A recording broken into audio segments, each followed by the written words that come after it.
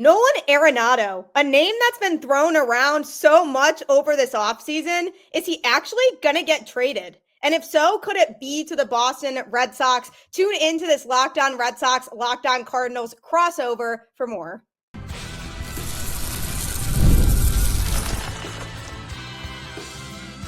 You are Locked On Red Sox, your daily Boston Red Sox podcast.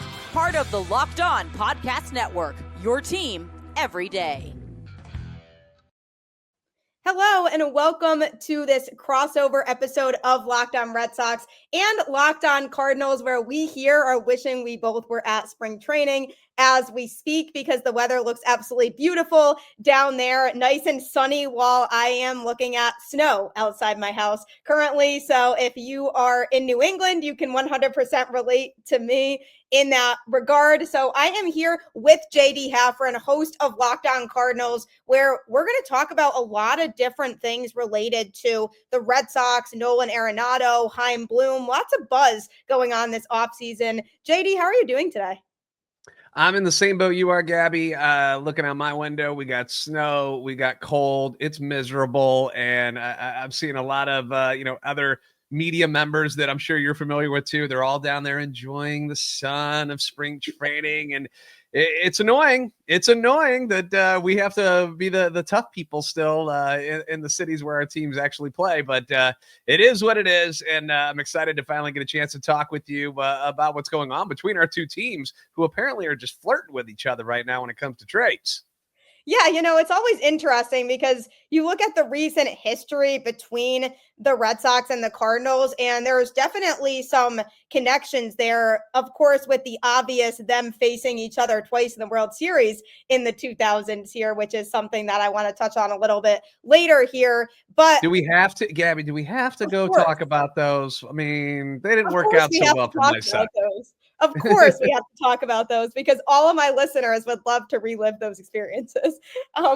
But when it comes to these two teams right now, there's been a lot of talk surrounding Nolan Arenado, whether he, first of all, is going to be traded out of St. Louis. And if so, where's he going to go? And the Red Sox have been one of those teams that have been highly in conversation because they are in need of an infielder right now and a right-handed bat. So in your just experience with covering this team and thinking about the Cardinals going into the 2025 season, do you think it's a pretty definitive statement that he's going to be getting traded?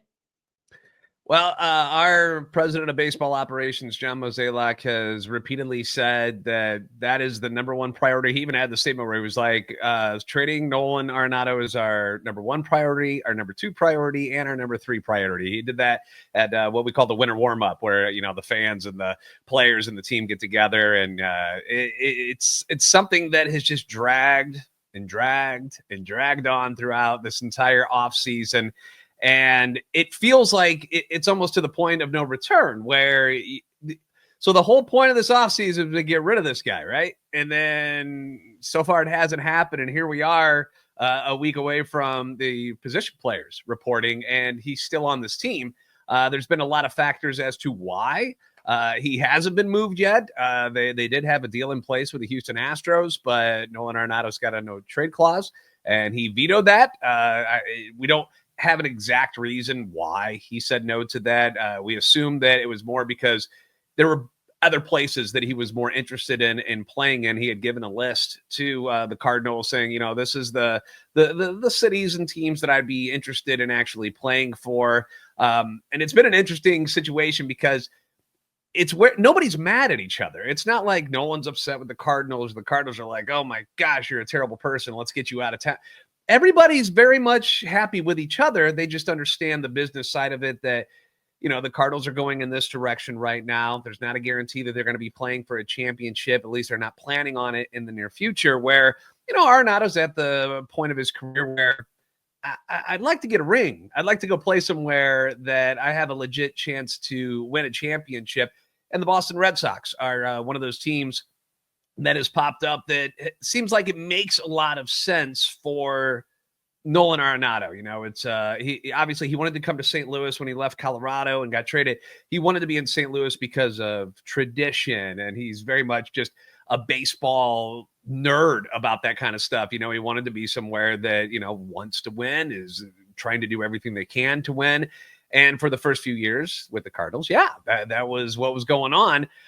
Things have changed, and the Red Sox are a team that is on the rise, and obviously great farm system, and they've got some good pieces in place, and are on the rise, trying to compete for a championship. So it would make a lot of sense that would be a spot that Nolan Arenado would want to go. Obviously tradition-wise, the Red Sox top tier as well. So it's a nice fit. Like if there was a place we were talking about places Nolan Arenado would want to go this offseason. Obviously, the Dodgers were a place because he's from the LA area, and that made sense. But LA's, too busy signing everybody else in the world, so it didn't to bring him in. Although their name has still been floating around. Maybe we're still having discussions. But the Yankees have been brought up as a team that made sense because they don't exactly have a legit third baseman. With Boston, what made this interesting is because you do have a superstar third baseman. He just has a problem on the defensive side of things. Rafael Devers is good a hitter as you'll find in the league. Defensively, it's been a little tough for him since he's been in the major leagues. Nolan Arenado, if there's one thing he still does at an elite level, that would be play the position of third base. And you can see why there would be some mutual interest there. Yeah, 100%. And one thing that Alex Cora did bring up this offseason was that the defense needs to improve because the Red Sox infield defense was one of the worst in the league in 2024, and they lost lots of games due to errors that they made in the infield. And Devers, unfortunately, was a big part of that. And like you said, he has one of the best bats in the league. And for sure, offensively, he's going to bring that type of productivity. But it almost makes you wonder, would he be best if he was only hitting? And he was more of a regular designated hitter. And you bring in somebody like Arenado, who is great defensively and could be a boost to the infield defense, because if you put him next to Trevor Story in the Red Sox infield right now, that's already a huge upgrade defensively. And the thing that I think Red Sox fans are concerned about is less that, but more if they were to acquire Arenado, what type of productivity would he bring to the plate? Because offensively, Red Sox fans feel like we need somebody in here who could produce at a high level offensively. And that's something that a lot of people within the Red Sox organization, I think, have been hesitant about when it comes to bringing him to Boston. Well, the last trade that the Red Sox and Cardinals pulled off worked out pretty well offensively for the Sox with Tyler O'Neill going to you guys for a couple of guys that one of them's not even with the organization anymore in St. Louis. So that worked out kind of nicely. And he was coming off some years with the Cardinals offensively, mostly due to injury. By the way, huge fan of Tyler O'Neill. It's sad to me big time when Bro Neal, as we call him, was shipped to you guys. We knew it was something that was going to probably happen, but it was a bummer because you love everything that he offered. I do have some stats here that, if people are hesitant in Boston about what kind of hitter Nolan Arenado is, I know that he's 33. He's going to be 34 in April. But he's not a bad baseball player by any means. And when it comes to the offensive side of things, there's been a decline. I'm not going to lie to you, but among third basemen, he was 5th in batting average last year. He was 10th in OBP, 10th in league in RBIs, which we all know kind of depends on who's batting in front of you and getting on base. So I can't really fault him for having horrible RBI numbers when, he still hit well with runners in scoring position, although the entire Cardinals team was terrible outside of Nolan Arenado. He was 11th in slugging, 13th in OPS, but he only struck out 92 times, so he's going to put the ball in play. Again, his best trait at this point in his career really is the glove, so Gold Glover finalist again, something that he's won 10 times in his career, 6-time platinum Gold Glove winner. You could do a lot worse than Nolan Arenado at third base at this point in his career. The power numbers is where things have really slid, and that's like the one thing that really stands out about Nolan Arenado the last couple of years. Just in the time that he's been with the Cardinals, he went from 34 home runs in 2021. He falls to 30 the next year, then to 26, then to 16 last year. The doubles have also started to come down. 34, went to 42 when he was an MVP finalist, losing to Paul Goldschmidt, his teammate that year. But then it drops to 26, and then it drops to 23. OPS plus 116, 150 for that MVP year, then 108, 101.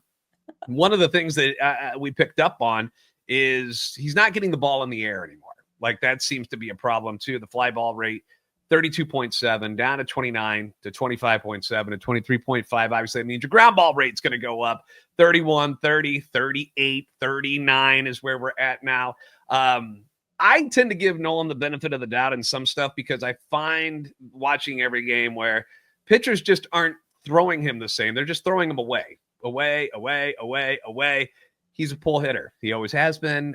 He was never, even though he led the league in home runs a few times, it wasn't like he's this massive man who just mashes. He's not Giancarlo Stanton out there, just crushing the ball 450 feet. That's not his game. He's a line drive hitter. Hit a lot of home runs while he was in Colorado. Still hit a lot of home runs while he's with St. Louis. But pitchers are pitching him differently. Obviously, the lineup that was around him the last couple of years, not as good. So that makes a difference because if you don't have to challenge the guy, you just keep the ball away from him and you just put it on somebody else's shoulders. So those are the stats that stand out. So I understand. I mean, clearly he's going to be 34. Unless you're on PEDs, that you don't get better usually at the end of your career. You start to trail off a little bit. But I feel like, at least on my side of things as Cardinals fans and stuff, where I think we underappreciate how good Nolan actually still is, that he is not some bottom of the barrel third baseman. He's not a scrub or anything like that. He's just not hitting with as much power as he used to, but he can still help you win in a lot of different ways. And the Cardinals are not going to be as good if they trade him.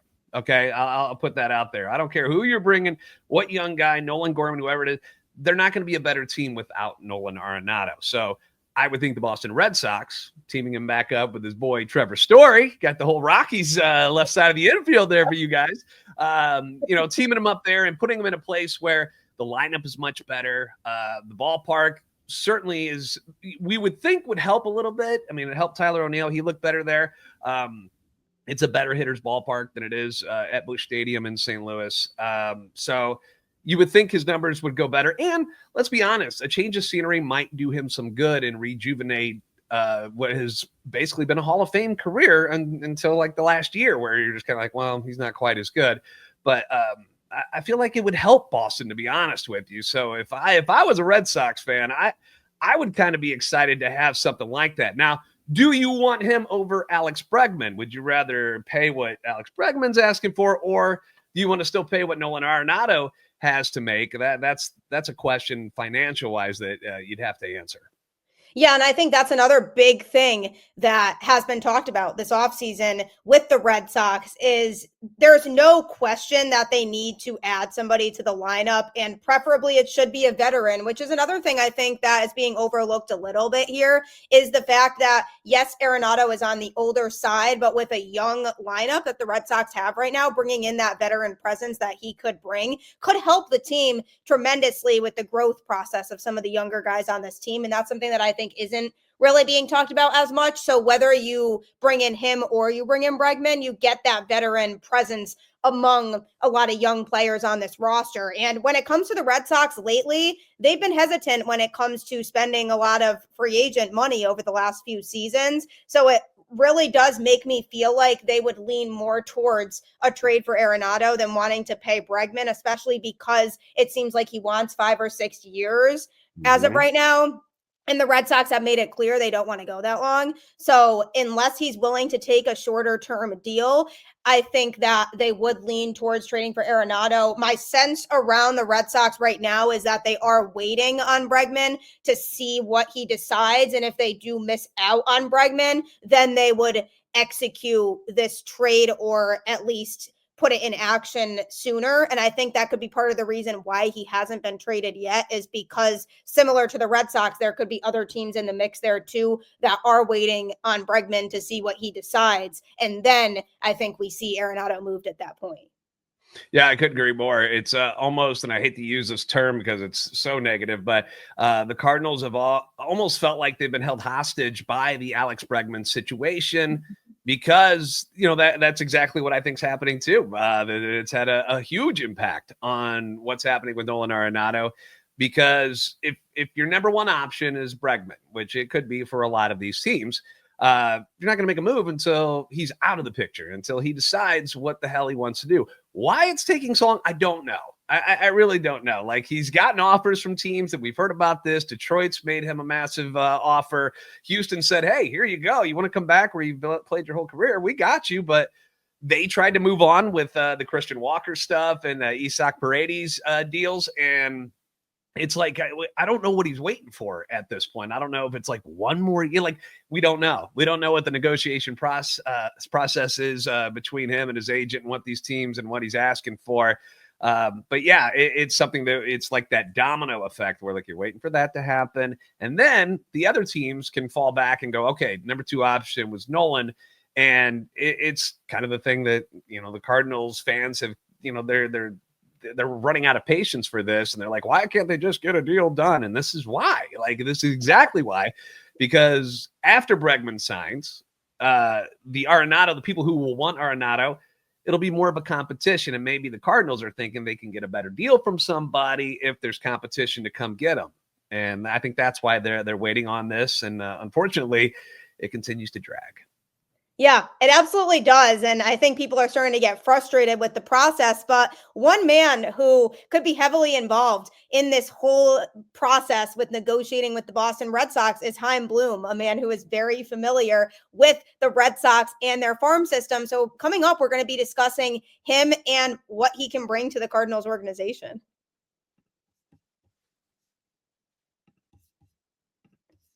Looking for a snack that's both delicious and nutritious? Crack into a good source of protein with Wonderful Pistachios. Wonderful Pistachios is one of the highest protein nuts. Each 1 ounce serving has 6 grams of protein, giving you over 10% of your daily value. Plus, they're packed with fiber and better for you unsaturated fats to help keep you feeling fuller longer. Personally, I love the no shells variety. It's the perfect grab and go snack for busy days. Whether I'm snacking at my desk, on a road trip, or just need a quick protein boost, they're always my go-to. And if you love cracking open every shell for that satisfying crunch, the in-shell options are a classic favorite. Get snackin' and get crackin' with the snack that packs a protein punch. Visit wonderfulpistachios.com to learn more. My mom is a huge fan of pistachios, so she has been eating these forever. So you will definitely not be disappointed with them either. So I am here with JD Hafron, host of Locked On Cardinals, talking all things Nolan Arenado and why hasn't he been traded yet? Where will he be traded to? Boston Red Sox certainly are a team that's heavily in the mix for that because he does fill a couple areas of need on the Red Sox roster right now. And somebody who is involved with the Cardinals organization that used to be involved with the Red Sox organization is a man named Chaim Bloom, who is very familiar with the Red Sox farm system because he personally built a lot of that farm system. So he's somebody who has a leg up in these negotiations with the Red Sox in particular because he's very good at identifying young talent. And the Red Sox really would not be where they're at right now in terms of their top prospects that they have coming up very likely in the near future to be part of the major league roster without Chaim Bloom. He helped acquire a lot of those players. They don't get to make a trade for Garrett Crochet if they don't have some of these prospects that Bloom brought in. So now he's with the Cardinals organization, and he's somebody who, if the Red Sox were to talk about a Nolan Arenado trade, could get some really good young pieces back to St. Louis. So JD, what are your thoughts on that? Do you have faith that Chaim Bloom could be a guy who could help heavily influence this trade so that it works in the Cardinals' favor if they were to send Arenado to Boston? God, I hope so, because our guy, John Mozeliak, has not had a whole lot of luck the last couple of years when it came to trades. And I feel bad for him in a way, which is probably going to upset Cardinal fans, because most of his tenure, he's been awesome at acquiring good talent, and it's only been in the last couple of years that things have really gone sour with his ability to make solid trades that have improved the organization. Instead, you're seeing guys like Tyler O'Neill go to the Red Sox for, a bag of baseballs. They didn't get much in return on that one. You're seeing, Cy Young winner Sandy Alcantara and Diamondbacks superstar pitcher Zach Gallen going to other teams and not getting what you thought you were getting in return. And that was a trade for Ozuna, and that's, a few years ago and whatnot. But a lot of the deals, Adolis Garcia goes on to be a superstar with the Rangers during their run to the World Series championship. Randy Arozarena was a guy who was a superstar for the Tampa Bay Rays, now with Seattle. But these are names that were all in the Cardinals organization, and there's not a lot to show for the return from what you got in deals for those guys. And it's really put a damper on what Mozeliak's career here with the St. Louis Cardinals has been, because he's been here for like 25 years and they've done a whole lot of winning. And they were one of those organizations that teams pattern themselves after. With, gosh, I wish we could win like the Cardinals and be consistent like the Cardinals. And it's just the last couple of years have been so bad that it's really tainted what I think is going to end up being a St. Louis Cardinals Hall of Fame career. Like at the end, Mo's going to get this red jacket that we give out to our Hall of Famers. And I'm curious because everybody boos him right now when they show him and when he's doing interviews and stuff. Like they hate his guts right now. And I feel bad for the guy because he's done a lot of good for the city and for the team. And it's just the last couple of years, it's what have you done for me lately type of world. And lately things have not been so good. So people are excited about the future with Chaim Bloom because of exactly what you mentioned, that he came in, he did very well with obviously with the Rays in his time there, building their minor league system. Goes to Boston. Unfortunately, he has to trade away Mookie Betts right when he gets there, which was, shame on the Red Sox for setting him up that way. We're like, okay, first thing we're going to need you to do is get rid of our best player. Okay, just don't worry about it. Just do that. And then everything's going to be fine. And of course, it doesn't go well. And he doesn't get much in return. And it's a terrible trade for Boston, right? And so everybody gets mad at him and get him out of here. This guy doesn't know what the hell he's doing. And then you see what he's done for your minor league system now. And now you've got the best one, like top rated one in all of baseball now. And Chaim Bloom helped build that. And that is what Cardinal fans and the organization are hoping he can do in St. Louis. Again, it's going to take some time. It's not like he can just boom and it's going to be like this next year. Like it's going to take some time, but he's a guy that they believe will put them in a better position moving forward. Trying to compete with the likes of, Boston being a major market, but, it seems like the Dodgers and the Phillies and stuff like that in the National League where, they're willing to spend more money than the Cardinals will. The Cardinals are a mid-market team. They're not a big city. And it's, they see the writing on the wall where, we're not going to be able to, we're not giving out 7-year, $300 million deals. We're just not going to ever do that. So how else do you build a team if you can't do it through free agency? Obviously, you look inside, you got to do your own stuff.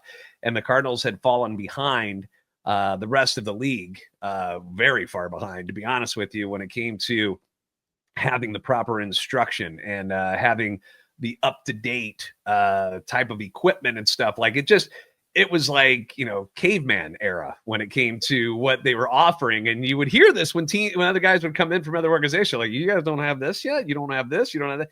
And it became apparent. And Chaim Bloom was part of that process too, where they brought him in as a consultant just to kind of, hey, can you take a look at our stuff? Take a look under the hood real quick for us. What do you think? And he was like, ooh, this is awful. What? Why do you have this in here still?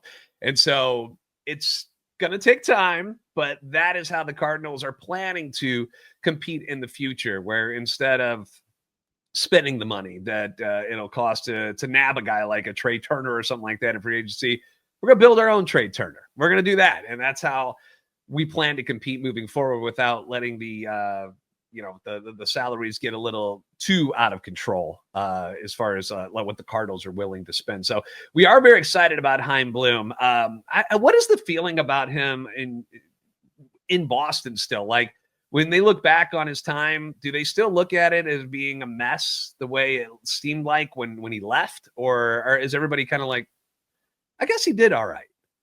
Yeah, the biggest thing with Bloom was that there was so much controversy among Red Sox fans surrounding how good of a job he was actually doing, because you had the half of the fan base that was like, he's too prospect protective. He's never going to make a move that is going to help the current major league team because he's too focused on prospects. Then you had the other half of the fan base that would say he's doing a great job because we need these prospects, because when the Red Sox won the World Series in 2018, they basically had no farm system after that. So they needed to kind of pick up those pieces. So it really depended at that time on who you asked and what their view on it was, because the biggest thing I will say about Bloom is he's not going to be the guy that's going to go out and make your major league roster a World Series contender next year. That's just not how he operates. And he really is a big kind of behind the scenes guy, doesn't really say a lot publicly about what he's working on or the types of moves that he wants to make. So that lack of transparency was a little frustrating for us, because we never really knew if he was trying to make moves to improve the major league team or if he was more focused on the farm system, because he didn't really say.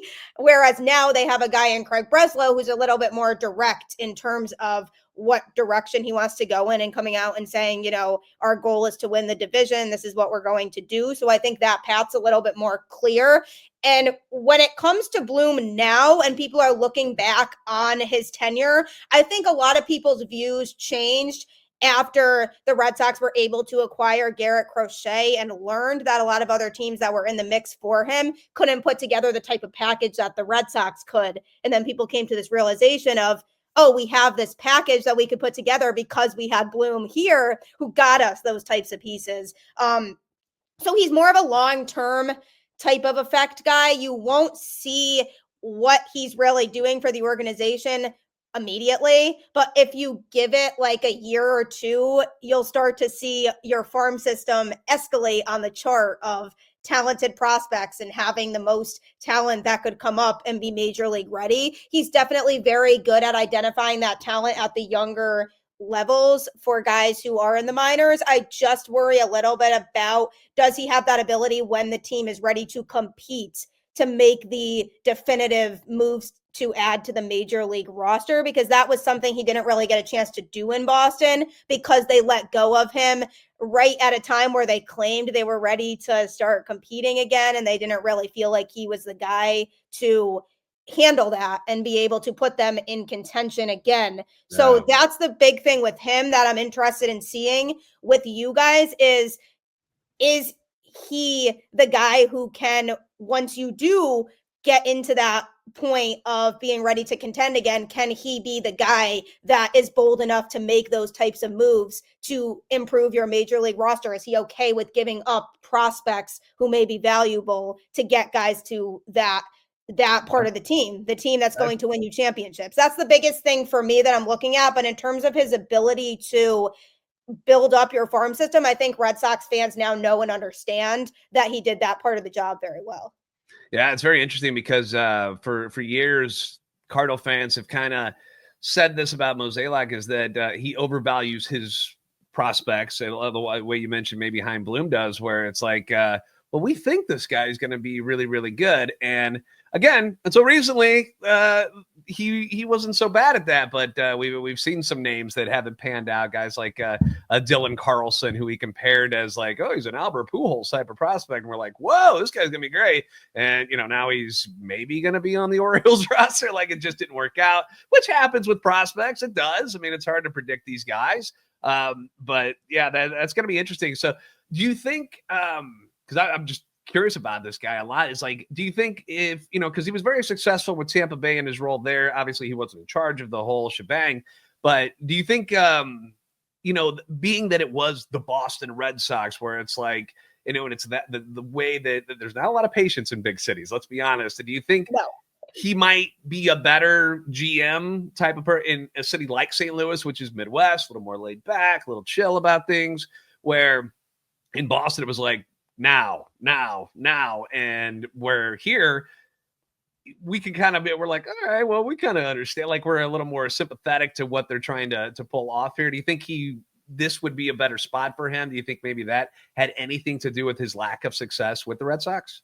I do 100% believe that. I Okay. feel like with the Tampa Bay Rays, I mean, that's a smaller market team, and that's Very a team small. that is not going to hand out these massive free agent contracts, and they somehow find a way to put together this roster that makes the playoffs a lot of years, and half the players, people are like, who even is that is on that Tampa Bay Rays roster? But they are very good at developing their own prospects, and that's what gets them to where they are, and that's what makes them so successful every year, is because they have that young talent. And I feel like for the Boston Red Sox and the way that they are a big market team, they really should be acting more like a big market team. And I don't necessarily think that Bloom's style works as well or will be met as well with open arms in that type of organization. I think if you put him in a smaller market where there's a little less pressure of we're expected to win a championship or at least be in contention every single year, then you're going to appreciate more of the little things that he's doing to really rebuild your farm system. Whereas in Boston, now that they've won 4 World Series championships in the 2000s, the expectation is championship. We need to be a playoff team every single year. It's unacceptable for us to come in last in our division. It's unacceptable for us to miss the playoffs. And I feel like the patience that you need to have Bloom as your guy, because he's more of let's build up these pieces and have it pay off longer term as opposed to immediate results. I think that strategy and that approach will work a lot better in the Cardinals organization. Yeah, because I mean, don't get me wrong, the Cardinals fans are like, no, we should be in the playoffs every year. That's not something that they're just letting go. They're like, okay, we can be mediocre. Don't get me wrong, that's not how we want it to be in St. Louis with the tradition of winning, just like Boston. I just wonder if just the way things are, different styles for each city that I wonder to find. But that's something to keep an eye on, is if like next year when he takes over fully for Mozeliak and say the Cardinals are in contention and they're like, a game or two back of a wild card spot or, first place in the NL Central, will he have the mentality, will be willing to trade some of these guys where, like you said, maybe he was a little gun shy about trading some of his prospects that he built up? Will he be willing to let go of a couple guys to make that bold move to push them over the finish line? That's I wonder if he learned okay, well, maybe I got to be a little bit better. We'll find out, I guess. Hopefully we'll find out. Hopefully the Cardinals are in contention to do something like that, and he'll have a chance to make some moves like that. When it comes back to Arenado, before we run out of time, but prospect wise, what are you willing to give up for Nolan Arenado? Say the money wise, they're talking about like the Cardinals have apparently been willing to pay 15 or 20 million of the remaining contract, which is like $64 million. What kind of prospects do you think Boston would be willing to give up to acquire Arenado if it comes to that? Yeah, I think the Red Sox know that with where he's at in his career, they would be unwilling to give up any top prospects. I don't think that's even in the conversation. Right. I'm thinking a reasonable package could be more mid-level prospects, and maybe even coupled with somebody who's on the major league roster that they don't really need anymore necessarily, like maybe a bullpen arm that maybe struggled a little bit in Boston because they feel like they've upgraded their bullpen this offseason. I would love for them to move Yoshida, although I don't think that's happening because I don't think anybody wants to. No, thank you. We're not taking your mistake because you signed him to a stupid contract. That's the thing, is the Cardinals aren't trying to take on any salary. So you trying to pawn off one of your crappy ones ain't gonna happen, young lady. I'm like, yeah, please take him. Like, please take him over there. Well, because they have a problem, right? Because if they do acquire Arenado and they move Devers to DH, what do they do with Yoshida? Because he is primarily a DH now because he can't play defense. So that's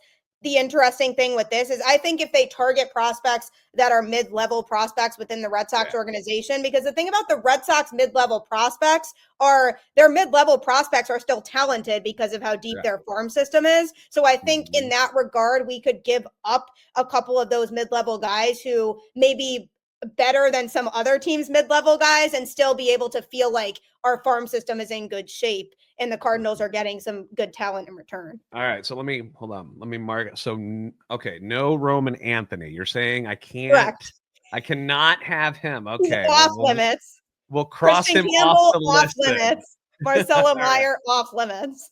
Yeah, I think fans of St. Louis are realistic to what they're going to get in return. Obviously, it's not, this is more of again, it's a money thing. It's not because Nolan Arenado sucks. It's a money thing that they're looking at here, and they're just trying to do that to move him on so that they can move some of the younger guys who aren't making as much money, but still have a higher ceiling, trying to get them more at bats and stuff, considering it's a transition year. And this is not like one of those years where like, we're going all in and we're trying to win a World Series. We're trying to compete, but we're not, the expectations aren't World Series this year, which is something very rare for the Cardinals. But all right. Yeah, it's not really for us either. It should be, but I don't really see it realistically happening. I mean, again, the Red Sox and Cardinals have faced each other twice in the World Series in the 2000s. We both know how those worked out. So maybe at some point, I don't know. I don't know what you're talking about, Gabby.